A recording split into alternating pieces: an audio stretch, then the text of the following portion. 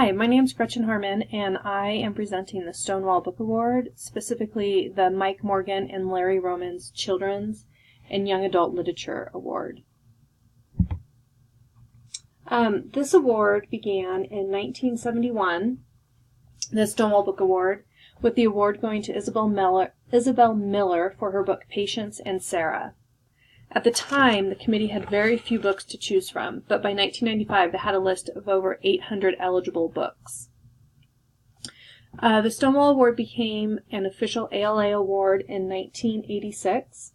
The name of the award has changed several times over the years. It began as the Gay Book Award, and after several various iterations, it was eventually changed in 2002 to the Stonewall Book Award Barbara Giddings Literature Award and the Stonewall Book Award Israel Fishman Nonfiction Award. Back in 1990 it was divided into the fiction and nonfiction awards.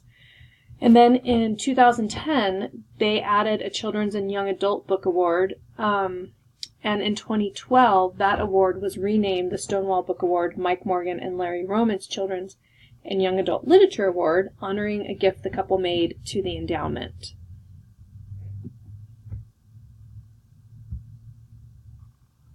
The seal for this award plays off the inverted pink triangle that the Nazis used during World War II to identify gay people. It's a very common symbol that you'll see.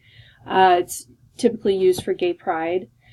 The Stonewall Award seal, though, keeps the inverted triangle, but it moves the color up to the left corner to depict looking forward towards the future.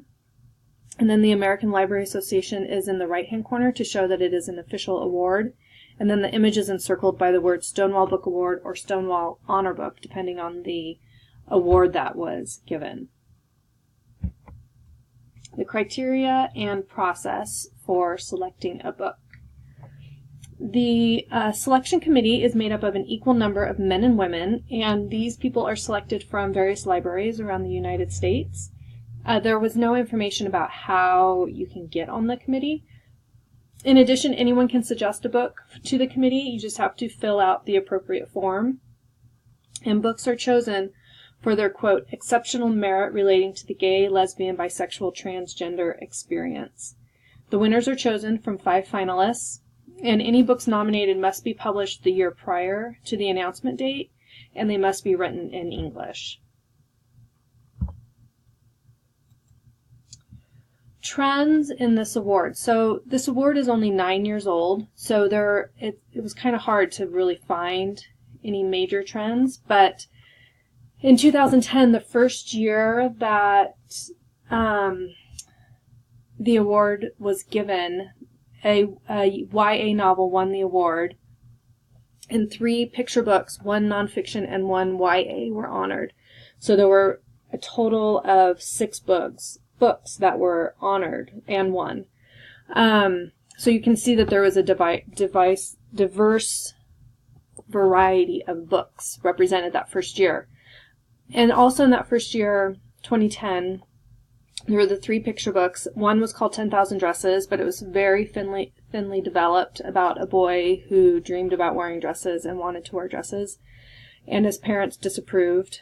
And then Mommy, Mama and Me, and Daddy, Papa and Me were 2 very basic picture books showing same-sex parents that are very commonly found as board books. So those 3 all won honor books that year.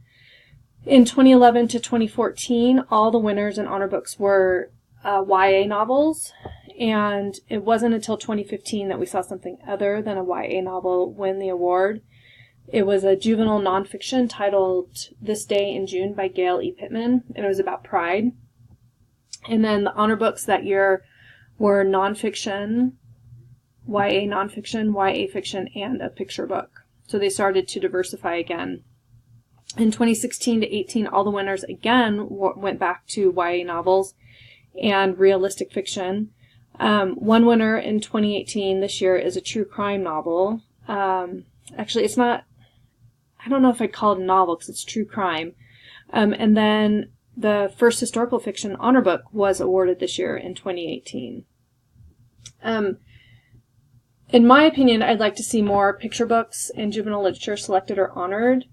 In 2016, they actually divided the winning category into a children's award and a young adult, awarding George in the children's category, which I will review a little bit later. I have a review for it, and the novel Porcupine of Truth in young adult. But they haven't continued with this, which is unfortunate because it's nice to have younger books for kids. But I also wonder if it's possible there just isn't enough quality LGBTQ literature to maintain that split. One trend we are seeing is there is an increase in diversity the past couple of years. In 2018, all 4 of the books have main characters who are people of color. And in 2017, Magnus Chase included a character who is Muslim and another who's deaf. So I also will discuss that book maybe in my presentation, but definitely in the handout you'll get. The honor book in 2017, When the Moon Was Ours, the main character is Pakistani.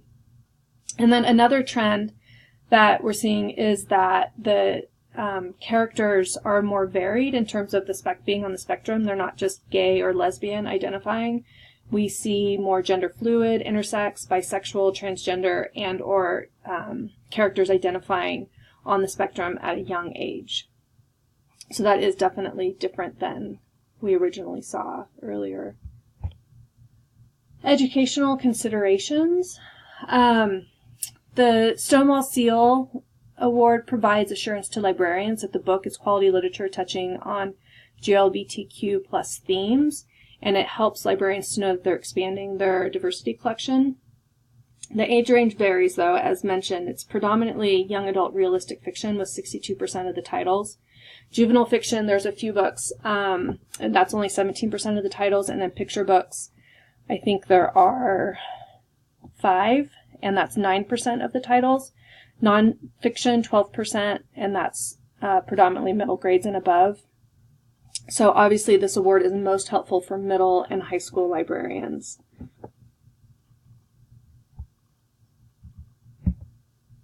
Sociopolitical considerations. Obviously it's gay, lesbian, bisexual, transgender, and questioning youth. More recent books have characters on the wider spectrum, such as intersex, gender fluid, non-binary. We're also seeing more books with people of color as main characters, and then other groups represented parents and families that are GLBTQ. For characters, majority of the books are realistic fiction, and so the characters are predominantly teenagers. Sometimes they're struggling with their sexuality or identity, but not always. Often we have characters who are very secure with their identity. And so like a book on any topic, the books focusing on gay or questioning youth vary in the characters. Genres. I really kind of talked about this before, but I wanted to just make sure there was a slide for it. The majority of texts are realistic fiction. There are a few informational texts and 1 historical novel. There are 2 graphic novels, which I guess fall under the picture book format, but mostly realistic fiction novels is what you're getting. Okay, so now to the books. I have much more detailed descriptions of these books in my notes and in the handout, and I see time is kind of getting by, so I don't want to spend a ton of time giving really long, detailed descriptions, so I'll just read these to you. So these were the winners of this year. 57 Bus by Daska Slater. Sasha, a genderqueer teen, is riding the 57 bus and she's asleep when Richard Thomas, an African-American teen, decided to play a prank by playing with a lighter by her skirt, but unfortunately the skirt caught fire. Sasha spent grueling amounts of time in a hospital burn unit, and Richard spent the rest of his high school career mired in a long trial and awaiting sentencing. This is the true crime novel book. The author actually interviewed people to write this book. I shouldn't call it a novel, this book. The next book is Little and Lion. This is a young adult novel. Suzette returns home to Los Angeles from boarding school and grapples with her bisexual identity when she and her brother, Lionel, who is known as Lion, fall in love with the same girl, pushing Lion's bipolar disorder to spin out of control, forcing Suzette to confront her own demons. Suzette is African American, and her mother is, and Lion is white, and his father, so they're a blended family. As the Crow Flies by Melanie Gilman. This was an honor book, and this is a graphic novel, one of the two. It follows 13-year-old Charlie, a black queer girl, as she embarks on a feminist Christian backpacking trip, hoping it will deepen her relationship with God. And the last honor book this year was The Gentleman's Guide to Vice and Virtue by Mackenzie Lee. This is the one historical fiction novel, and I did not read it, but it gets great reviews, and it's about a young bisexual British lord who embarks on an unforgettable grand tour of Europe with his best friend's secret crush, an 18th century romantic adventure for the modern age. And then winners in the past, we have George by Alex Gino, and this is a very loved book. It was the winner in 2016. It's about a transgender girl in elementary school coming to terms with her identity.